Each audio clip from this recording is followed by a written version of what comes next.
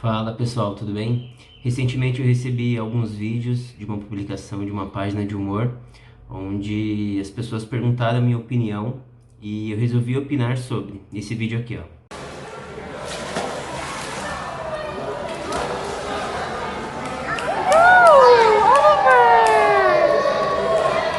Esse vídeo está relacionado a um método de salvamento aquático, não tem nada a ver com aula de natação. E diante desse vídeo eu me posicionei e eu sofri algumas críticas, tanto de professores quanto de pessoas leigas também que não têm conhecimento técnico específico da área.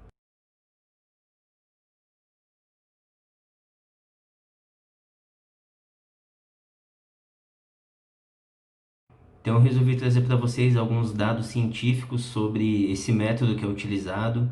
Trouxe outros vídeos também para que vocês entendam o porquê eu tomei esse tipo de posicionamento.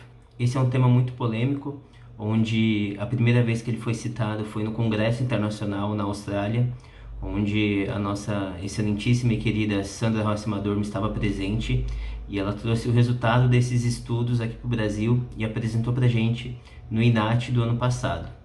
Então, tudo que eu for falar aqui não é a opinião do Thiago, são bases científicas onde pessoas estudaram sobre esse tema e trouxeram respostas para a gente.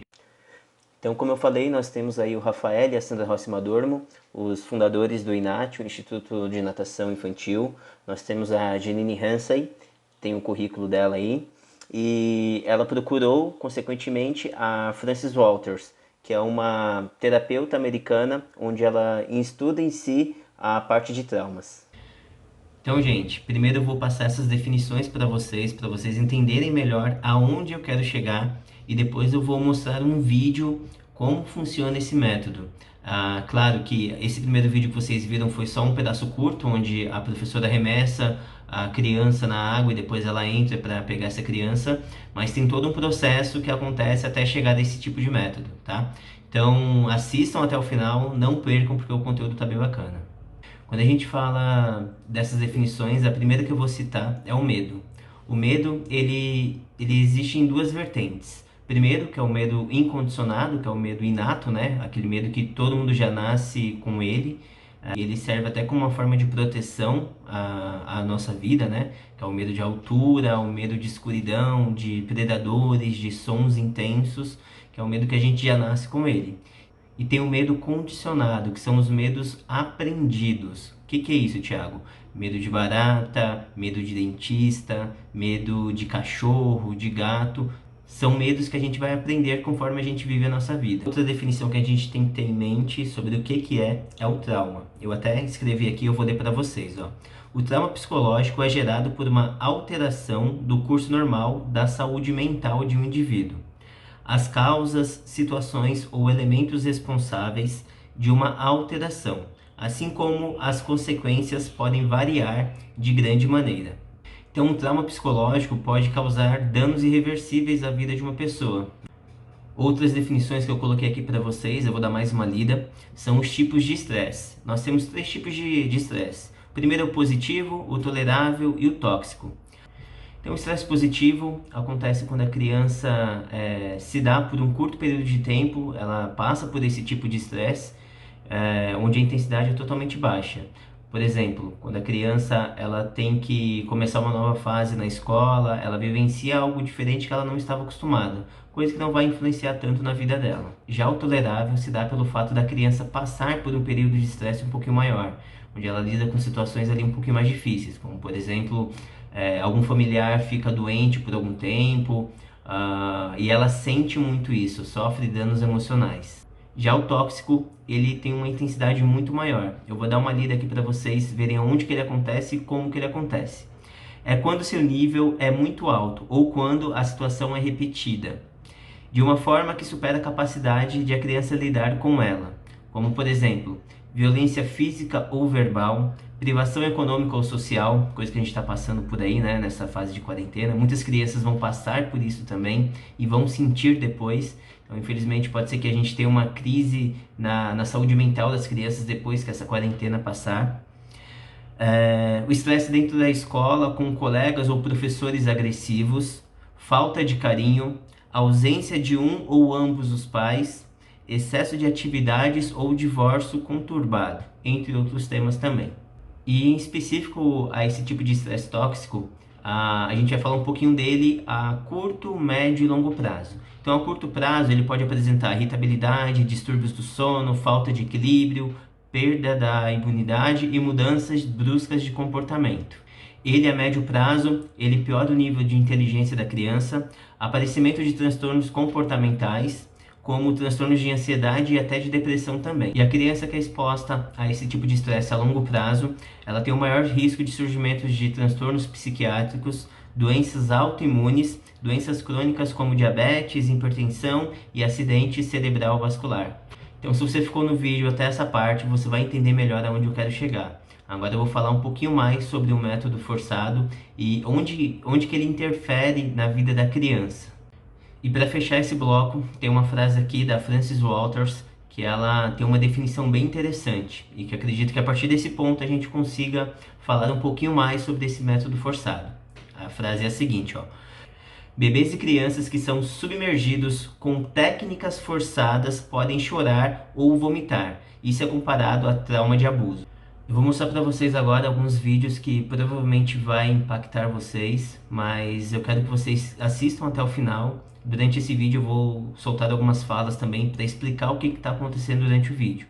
E mais uma vez, não é a minha opinião, é a opinião de especialistas, onde eu já citei no início do vídeo, e eu vou mostrar para vocês aqui o que acontece realmente quando a criança passa por esse tipo de método. Então, a primeira coisa que a gente tem que fazer é identificar qual tipo de choro essa criança está tendo no momento. Então, a gente sabe que existem dois tipos de choros, né? Que o primeiro é aquele que a criança utiliza em busca do poder, tem como característica ser alto, escandaloso, onde ela está ali tentando manipular o adulto, está fazendo algum tipo de birra. E tem o choro, que é o que acontece nesse momento do vídeo, que é o que expressa a dor. Né? Ele tem como característica, quando a criança está expressando fome, sede, sono ou principalmente insegurança. Né? Normalmente esse choro tem como característica ali muitos gestos, muita linguagem corporal que a gente tem que perceber nessa criança. Então o professor ele precisa identificar isso. Ele precisa identificar a expressão corporal da criança, né? A gente tem que se preocupar com essa parte emocional e não só com a parte motora. E a gente percebe que a criança ela é forçada a ficar nessa posição de sobrevivência, né? Nessa posição dorsal. E desde sempre ela já dá sinais ali que ela mostra que não quer ficar nessa posição. Então ela chora, ela grita, ela esperneia. E ali a gente percebe que ela já está na primeira fase de estresse, né? Onde o sistema parasimpático do nervo vago ventral atua, né? Mostrando que ela tem aquele desengajamento social, ou seja, ela tenta se defender chorando, gritando, e a criança e o bebê nessa faixa etária, ela não sabe falar muitas vezes, né? Ainda não aprendeu, ainda não conseguiu desenvolver esse tipo de comunicação. Então é de responsabilidade do professor saber fazer essa leitura, né? Essa questão facial, saber identificar o que a criança está expressando, como que está a contração facial dessa criança. Ela está emitindo sorriso, prazer, ou ela está emitindo pavor, tensão. Outro detalhe que a gente pode perceber também é se os ombros estão tensos ou estão relaxados durante a posição. Então são simples sinais aí que a gente consegue identificar. Então a gente percebe que no caso, nesses vídeos, todas as crianças estão ali passando por um grau de estresse muito grande. E aí que a criança percebe, né, que o adulto já não está dando bola para essa situação, ou seja, que ele está deixando de lado essa parte emocional da criança e está focando ali apenas no ato da sobrevivência, no ato de ter que deixar ela naquela posição. E é onde a criança entra na segunda fase de estresse, né, que é onde atua ali o sistema parasimpático e a ação que ela apresenta é lutar ou fugir. Então a gente pode perceber que ela acaba empurrando ou até às vezes tentando agarrar o professor ou o pai que seja o responsável, né? Só que ela não tem como fugir, ela não tem como se soltar do professor. Ela tenta empurrar, levando o bracinho para trás da cabeça, para tentar agarrar o profissional, mostrar que não quer ficar ali naquela posição, né? Tem profissionais que acabam até prendendo o bracinho da criança atrás da cabeça para aumentar a superfície corporal e mostrar que ela não está podendo agarrar esse profissional naquele momento.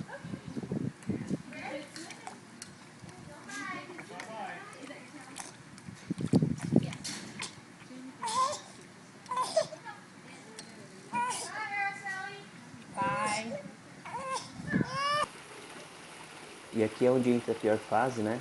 Que é chamado de dissociação ou dissociar. E o que é isso? É quando entra ação mais uma vez no sistema parasimpático do nervo vago dorsal. Que os répteis têm ali de sobrevivência, né? A criança ela deixa de lutar nesse momento. Ela acha que ninguém está se importando com ela, que ninguém vai tirar ela daquela situação. E esse é o pior momento para uma criança também.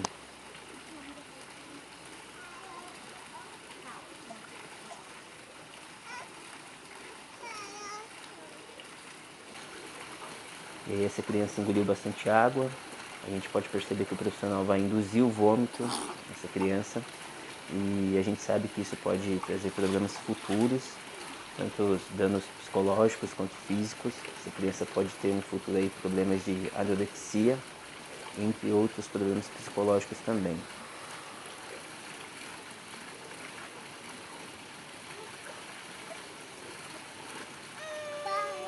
Vai. E aqui a gente consegue perceber que a criança está totalmente fadigada, o corpo dela já foi inundado de cortisol, né? Ela já não consegue ter mais reações. A gente sabe que esse é o pior tipo de trauma que existe.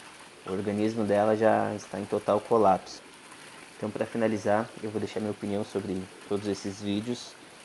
Eu acredito que a responsabilidade sobre a segurança aquática tem que partir dos pais, do professor, dos responsáveis, e não delegar essa função à criança.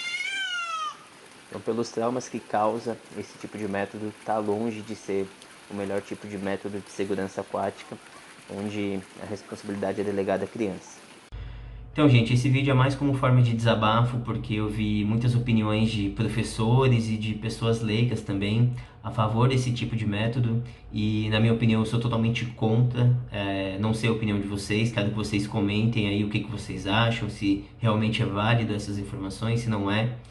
E mais uma informação, a Sandra Rossi Madormo e a Renata Rodrigues, elas fizeram uma live recentemente falando sobre o trauma free, onde ela cita muito mais especificamente todos esses detalhes que eu coloquei ali. Então vale super a pena vocês conferirem. Se vocês não acharem no YouTube, manda um direct para mim, que lá eu mostro para vocês também, mando o link para vocês, ok?